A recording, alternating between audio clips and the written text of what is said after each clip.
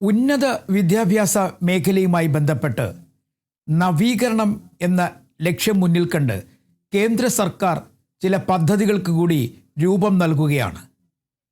ലക്ഷ്യം ഉന്നത വിദ്യാഭ്യാസ മേഖലയെ ശക്തിപ്പെടുത്തുകയാണ് എന്നാണ് കേന്ദ്ര സർക്കാർ പറയുന്നത്. പുതിയ പദ്ധതിക്ക് തന്നെ വികസിത് ഭാരത് ശിക്ഷ അധിസ്ഥാൻ എന്നാണ് പേര് നൽകിയിരിക്കുന്നത്. ഈ പേര് പോലെ തന്നെ വിദ്യാഭ്യാസ മേഖലയെ വികസിപ്പിക്കുകയും ഭാരതീയമായ സംസ്കാരങ്ങൾ കൂടി ഉൾപ്പെടുത്തിക്കൊണ്ടുള്ള ഒരു പഠന ഗവേഷണ സംവിധാനം ഉയർത്തുകയുമാണ് എന്നാണ് ഇതിൻ്റെ പിന്നിൽ ലക്ഷ്യം എന്ന് പറയപ്പെടുന്നു. പക്ഷേ ഇത് അനുസരിച്ച് അല്ലെങ്കിൽ ഈ പുതിയ നയം വരുമ്പോഴേക്കും 3 കാര്യങ്ങൾ അപ്രത്യക്ഷമാകും. നമ്മളുടെ വിദ്യാഭ്യാസ നയത്തിൽ അല്ലെങ്കിൽ ഉന്നത വിദ്യാഭ്യാസ നയത്തിൽ മുഖ്യ പങ്ക് വഹിക്കുന്നത് UGC ആണ്. UGC നിയമങ്ങൾ അനുസരിച്ചാണ് നമ്മുടെ കരിക്കുലം പോലും സൃഷ്ടിക്കപ്പെടുന്നത് അല്ലെങ്കിൽ അതുമായി ബന്ധപ്പെട്ട് മുന്നോട്ട് പോകുന്നത്. UGC നിയമം അനുസരിച്ച് വലിയ തരത്തിലുള്ള നിബന്ധനകളില്ല എങ്കിൽ പോലും ഗ്രാൻഡ് ഉൾപ്പെടെയുള്ളവ കിട്ടുന്നത് ഈ നിയമം അനുസരിച്ചാണ്. കരിക്കുലവുമായി ബന്ധപ്പെട്ട കാര്യങ്ങൾ അതത് സർവകലാശാലകൾക്ക് തീരുമാനിക്കാൻ കഴിയും.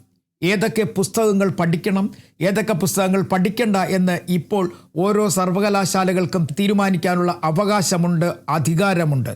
എന്നാൽ പുതിയ നിയമം വന്നു കഴിയുമ്പോഴേക്കും കാര്യങ്ങൾ മാറിമറിയും എന്നുള്ള സൂചനയാണ് ഇപ്പോൾ ലഭിക്കുന്നത്. അതായത് പുതിയ നിയമം വരുമ്പോൾ നിലവിലുള്ള ഉന്നത വിദ്യാഭ്യാസ മേഖലയുമായി ബന്ധപ്പെട്ട 3 നിയമങ്ങൾ പൂർണ്ണമായും ഇല്ലാതാകുന്നു. ഒന്ന് UGC നിയമം, രണ്ടാമത് സാങ്കേതിക വിദ്യാഭ്യാസ പഠനവുമായി ബന്ധപ്പെട്ട നിലനിൽക്കുന്ന നിയമങ്ങൾ. കാരണം കേരളത്തിൽ ഉൾപ്പെടെ സാങ്കേതിക സർവകലാശാലകളുണ്ട്. എഞ്ചിനീയറിംഗ് ഉൾപ്പെടെയുള്ള സാങ്കേതിക സംവിധാനങ്ങൾ പഠിക്കുന്നതിനും അതിന് ഡിഗ്രി നൽകുന്നതിനുമൊക്കെ പ്രാപ്തമായ രീതിയിൽ കേരളത്തിൻ്റെതായ രീതിയിലുള്ള സർവകലാശാലകളുണ്ട്. മൂന്നാമത്തേത് അധ്യാപക പഠനവുമായി ബന്ധപ്പെട്ട ടീച്ചർ എഡ്യൂക്കേഷൻ്റെ നയം തന്നെ മാറപ്പെടുന്നു. ഈ 3 കാര്യങ്ങളാണ് പുതിയ സംവിധാനം വരുന്നതോടുകൂടി മാറാൻ പോകുന്നത്. ഇതിലൊരു പ്രധാനപ്പെട്ട കാര്യം നമ്മൾ ശ്രദ്ധിക്കേണ്ടത്, നേരത്തെ അതത് സർവകലാശാലകൾക്ക് അവരുടെ വിദ്യാഭ്യാസ രീതി, പരീക്ഷ, മാർക്ക് നിർണ്ണയിക്കൽ, ഒപ്പം തന്നെ അധ്യാപകരെ തിരഞ്ഞെടുക്കുന്ന കാര്യം, ഇതിലൊക്കെ വ്യക്തമായ നയം നടപ്പിലാക്കാൻ കഴിയുമായിരുന്നു.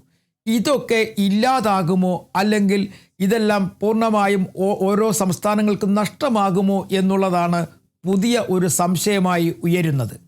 പ്രത്യേകിച്ചും UGCയെ സംബന്ധിച്ചിടത്തോളം കിട്ടുന്ന ഗ്രാൻറ്റുകൾ, ഓരോ വിദ്യാഭ്യാസ സ്ഥാപനങ്ങൾക്ക് മുന്നോട്ട് പോകുന്നതിന് പ്രാപ്തമായ ഗ്രേഡിംഗ്, ഇതൊക്കെ ലഭിക്കുമായിരുന്നു. എന്നാൽ പുതിയ സംവിധാനം വരുമ്പോഴേക്കും ഇതൊക്കെ നഷ്ടമാകുമോ എന്നുള്ളൊരു ചോദ്യം ഉയരുകയാണ്. മാത്രവുമല്ല, ഈ ടീച്ചർ എഡ്യൂക്കേഷൻ നിയമം വരുമ്പോഴേക്കും സാധാരണഗതിയിൽ നിന്നും വ്യത്യസ്തമായി ആ വിദ്യാഭ്യാസ സംവിധാനത്തിൽ അല്ലെങ്കിൽ നമ്മുടെ BEdഉം TTCയും പോലുള്ള സംവിധാനങ്ങളിലൊക്കെ ഏതൊക്കെ മാറ്റങ്ങൾ ഉണ്ടാകും. ഇപ്പോൾ ഓരോ സംസ്ഥാനത്തിനും അവരുടേതായ രീതിയിൽ അവരുടേതായ സർവകലാശാലകൾക്ക് കാര്യങ്ങൾ പഠിപ്പിച്ചു പോകാം, കേന്ദ്രം നൽകുന്ന ഒരു പൊതു സിലബസിൻ്റെ അടിസ്ഥാനത്തിൽ. എന്നാൽ അതിൽ നിന്ന് കാര്യങ്ങൾ മാറുകയാണ്, പുതിയ സംവിധാനങ്ങളിലേക്ക് എത്തപ്പെടുകയാണ്. അതാണ് ഏറ്റവും വലിയ ഒരു ചോദ്യമായി ഉയരാൻ പോകുന്നത്. ഇനി വരാൻ പോകുന്ന നാളുകളിൽ ആരായിരിക്കും സിലബസ് തീരുമാനിക്കുക? അതായത് ഇനി പുതിയ സംവിധാനം വരുമ്പോഴേക്കും കാര്യങ്ങൾ മാറിമറിയുന്നു. നിയന്ത്രണം ഒരു കമ്മീഷൻ്റെ കയ്യിലാകുന്നു. അതായത് ഒരു കമ്മീഷനും അംഗങ്ങളും 15ഓളം അംഗങ്ങളും ഉൾപ്പെടുന്ന ഒരു കമ്മീഷൻ വരുന്നു. കമ്മീഷനെ തീരുമാനിക്കുന്നത് രാഷ്ട്രപതിയായിരിക്കും.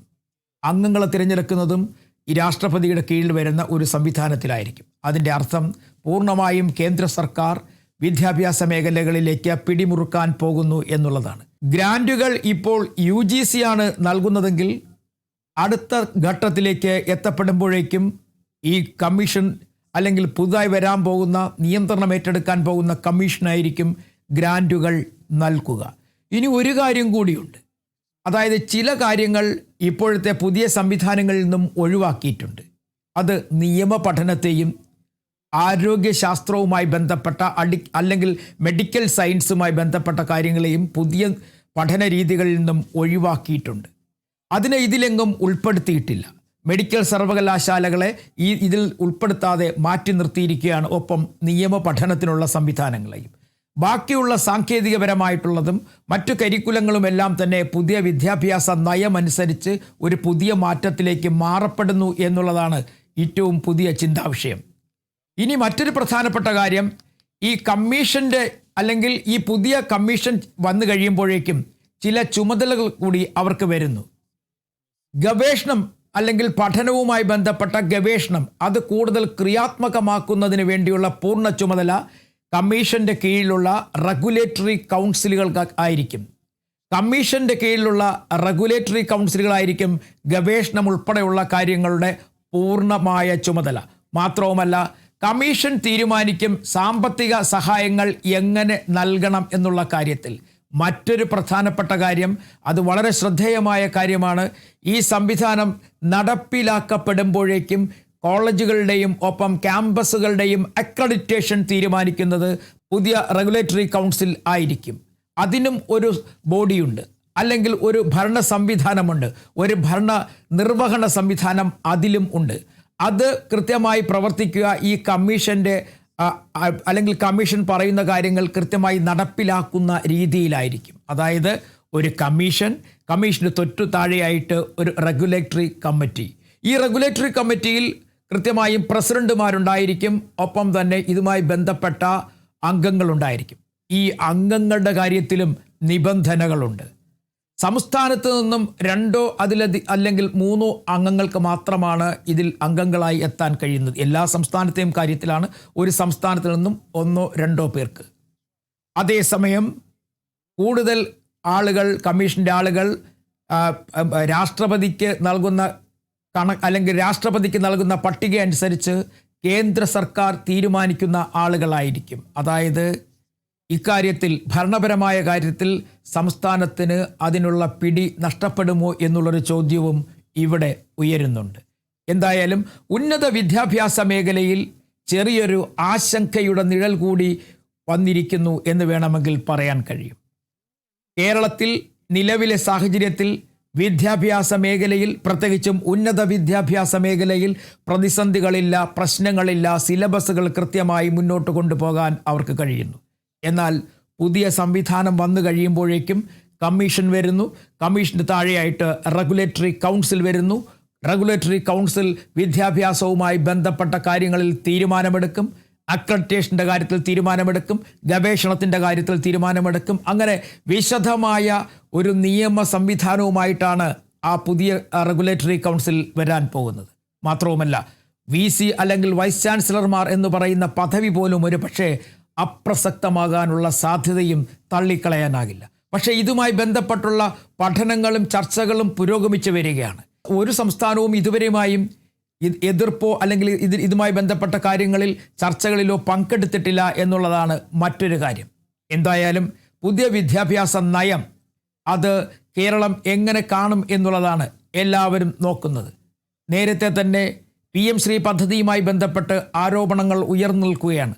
അതിന് തൊട്ടു പിന്നാലെയാണ് ഉന്നത വിദ്യാഭ്യാസ മേഖലയുമായി ബന്ധപ്പെട്ട് ആശങ്ക ഉയരുന്ന തരത്തിൽ അല്ലെങ്കിൽ കേന്ദ്ര സർക്കാരിന് വലിയ തരത്തിൽ സംസ്ഥാനത്തിൻ്റെ വിദ്യാഭ്യാസ മേഖലയിൽ ഇടപെടാൻ കഴിയുന്ന തരത്തിലുള്ള ചില നീക്കങ്ങൾ വരുന്നത്. ആ നീക്കങ്ങൾ എത്ര കണ്ട് ഇവിടെ പ്രാവർത്തികമാക്കും, അതിനെതിരെ എങ്ങനെ സർക്കാരിന് മുന്നോട്ട് പോകാൻ കഴിയും, സർക്കാരിൻ്റെ നയപരമായ തീരുമാനങ്ങൾ എങ്ങനെ നടപ്പിലാക്കാൻ കഴിയും വിദ്യാഭ്യാസ മേഖലയിൽ എന്നുള്ള കാര്യങ്ങളിലൊക്കെ തീരുമാനമെടുക്കേണ്ടത് സംസ്ഥാന സർക്കാരാണ്. സംസ്ഥാന സർക്കാർ ചില നീക്കങ്ങൾ നടത്തി തുടങ്ങിയിട്ടുണ്ട്. അത് എത്ര കണ്ട് ഫലപ്രദമാകും എന്നുള്ളത് പിന്നീട് മാത്രമേ പറയാൻ കഴിയുകയുള്ളൂ.